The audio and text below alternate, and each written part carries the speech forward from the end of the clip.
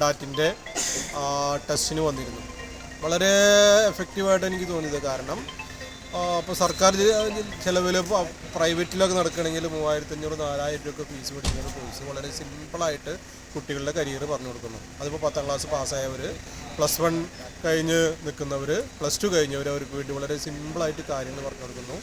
ഒരു 10-15ഓളം അധ്യാപകർ അവരുടെ ടെസ്റ്റ് കഴിഞ്ഞതിന് ശേഷം വന്നിട്ട് കുട്ടികളായിട്ട് സംസാരിക്കുന്നു, ഓപ്പണായിട്ട് സംസാരിക്കുന്നു. ഇപ്പോൾ നമ്മുടെ കുട്ടികൾ നല്ല ഉപകാരപ്രദമായിരിക്കും.